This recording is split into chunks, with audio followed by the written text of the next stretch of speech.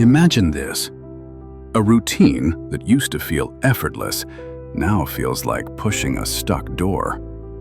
Same job, same schedule, same habits. But somehow it all costs more. More effort to focus, more energy to care, more discipline just to stay on track. And the voice in your head says, "Something must be wrong with me." Entropy says something simpler. Nothing is wrong. The system is just getting more expensive to maintain. People hear entropy and think of disaster. Messy rooms, broken machines, things falling apart. But in real life, entropy rarely looks dramatic. It looks like this. Needing extra coffee to do yesterday's work.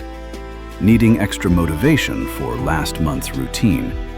Needing extra willpower for last year's life. Entropy doesn't begin as collapse.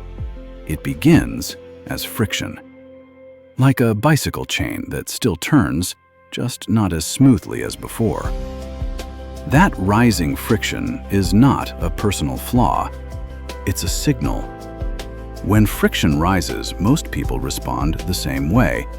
They push harder in the same direction, work longer, try harder, double down. For a while, it works, which is exactly why it becomes dangerous. Because pushing harder does not remove entropy. It hides it. Pressure quietly accumulates. Creativity stiffens. Attention thins. Joy drains out of familiar things. This is why burnout feels sudden, not because something snapped overnight, but because the system had been paying interest for months. Entropy doesn't punish effort. It taxes sameness. Here's where people get stuck. There seems to be a contradiction. On one side, practice makes things easier. Repetition builds skill. Habits become automatic. On the other side, doing the same thing for too long burns people out. So, which is true? Before answering, hold the question, because the answer is where the entire model clicks. Think of energy like water in a garden hose.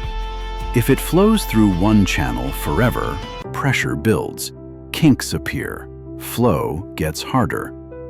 Switch to a new channel, and the pressure moves.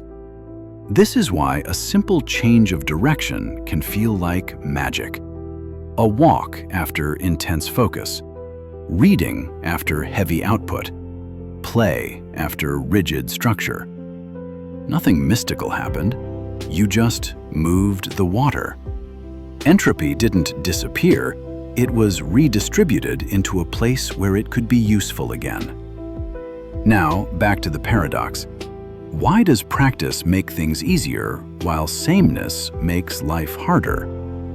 Because they happen at different scales. Micro versus macro. On a micro level, repetition reduces entropy.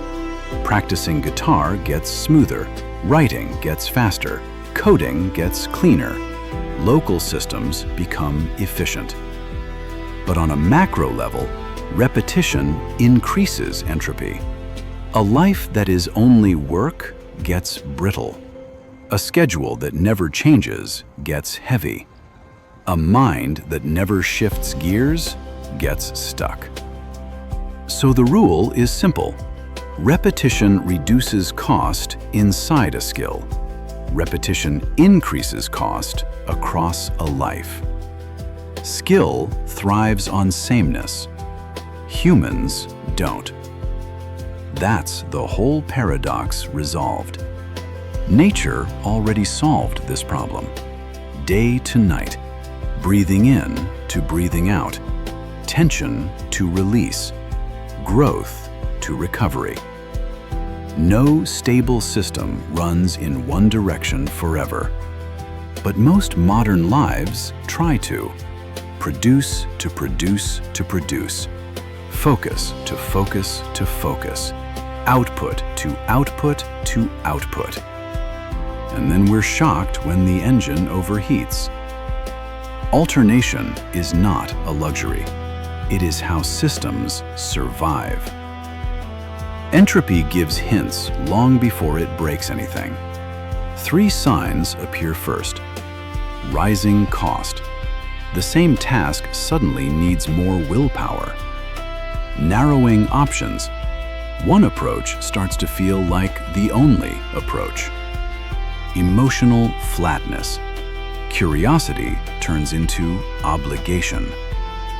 These are not failures. They are dashboard lights. And the fix is almost never try harder. It's switch channels. Instead of waiting for burnout to force change, design tiny alternations. 90 minutes of focus to 10 minutes of movement. 1 day of output to 1 day of input. Deep work to shallow exploration. Structure to improvisation. These are not productivity tricks. They are entropy management. Small pivots prevent big crashes. Momentum isn't motivation. Momentum is a system where each mode restores the others. Work creates the need for rest. Rest restores the capacity for work. Exploration feeds new ideas. New ideas refresh the next cycle. Like a battery that recharges itself by alternating directions. When loops connect, life stops feeling like a grind and starts feeling like a current. Some people look endlessly energized. They haven't defeated entropy. They've just learned to resolve it early. Frequent small shifts instead of heroic endurance. Gentle pivots instead of dramatic resets. Continuous rebalancing instead of emergency recovery. Their smoothness isn't luck. It's design. So the real question is no longer, how do I stay disciplined enough to do this forever?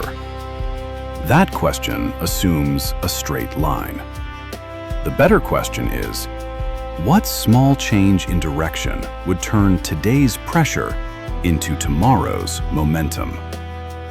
A short walk instead of another hour. Reading instead of forcing words. Play instead of more planning. Tiny structural pivots. Because entropy is not an enemy. It's a compass pointing toward balance. And when you stop fighting it and start cycling with it, momentum quietly replaces decay.